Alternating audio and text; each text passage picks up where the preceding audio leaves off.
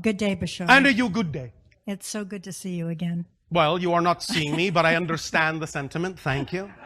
See in quotes. Speak up so that all may hear what you have to share. So I have a question about how I'm experiencing what you were talking about earlier. The example that popped into my mind was of how I had really wanted to see a UFO. Yes. And I went to an event. It was maybe 3 nights long or something like that. Yes. And each night we would go outside and people who knew about these things would attract the UFOs, and people in the crowd there were constantly saying, "Oh, look there, I see one. Look there, I see one." That is not always the case. That they see them? Yes. Sometimes it is. Sometimes they just think they do, but they don't. Okay, that's certainly plausible. Yes. And what? And by the way, I've seen hundreds of UFOs. No big deal. Seen one, seen them all. Well, all right, not really. But it's not really anything special, is what we're saying. You don't have to make a big deal out of it. All right, thank you. But look!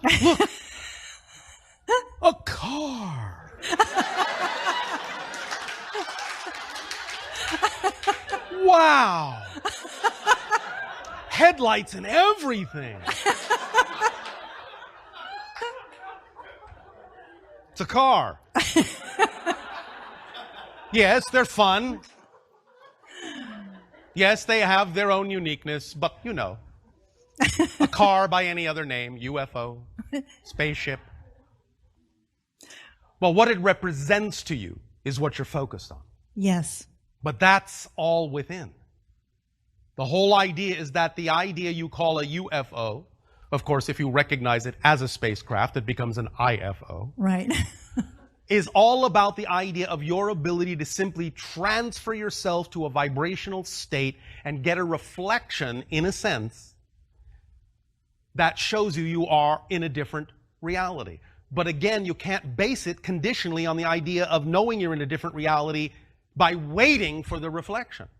You have to know you're in a different reality. Then you'll just get the reflections when they are appropriate to appear. But you can't use the idea of seeing something like that as proof, in a sense, that you're in a different state of being, because then you're making that state of being conditional on the exterior reality experience, instead of just declaring that that's your state of being, which is what you say you prefer to be in. Make sense?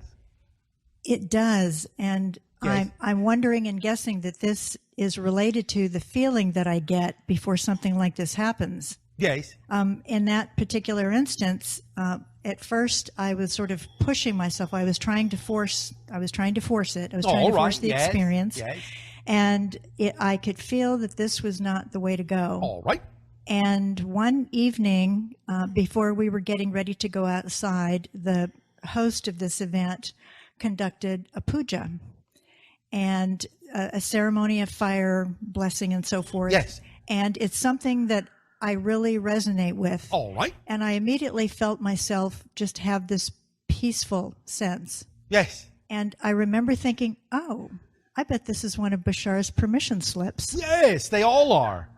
And when we went outside, I just had this feeling of acceptance of whatever was going to happen or not happen was going to be fine. All right. It would all happen in right timing. Yes, have fun with it. That's the point.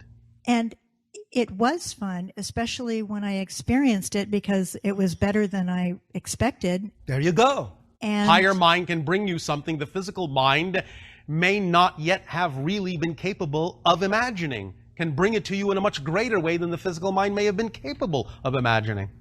That's why it's important to allow the higher mind to do that and not insist that it has to turn out a specific way as what your physical mind was only capable of imagining. Because the physical mind is limited in what it can imagine. But the higher mind is not. I remember you're saying that before. Yes. And that certainly was the case that night. Yes. And the experience was better also. It was way better also, because it helped me to understand the concept of that feeling, the Yes. feeling that I get. Yes. And so that was what I wanted to talk about, because I've had the feeling where it just feels like this is going to happen and I don't have to do anything. And I'm certainly not going to try to force it because. No, well, it's not that you don't have to do anything. You don't force it, but you simply allow the behaviors and the actions to be expressions of the state of being that you're in. So whatever it is then you do is an expression of that state of being. But the actions thus then grounded in physical reality show, in a sense, the reflection of the physical universe, show up in the reflection of the physical universe, that you are committed to that state of being. That's what the behavior shows, that you're committed, that you're truly in that state of being. Because the behaviors follow naturally by being in that state of being. So it's not that you do nothing in terms of activity, but you don't force it. Yes. Okay. And so in that instance, I allowed it to proceed. Yes. Allow is not even the right word. I understand. But it's a good enough word. Okay. All right. So I've had that experience of the feeling of this is going to happen and it's natural, which I guess could be another. This is happening. You don't know what's going to happen. You don't know how something is going to happen. What your physical mind is capable of perceiving is what is happening. That's now. right. Bring it into the present. Not going to happen. Happening now. Okay. Oh, so that's what the feeling is saying. Yes. Okay. All right. Remember, when we talked about the idea of prayer, prayer is not asking for something that's not here now. Prayer is being in a state of gratitude that it already is. Then you can see it.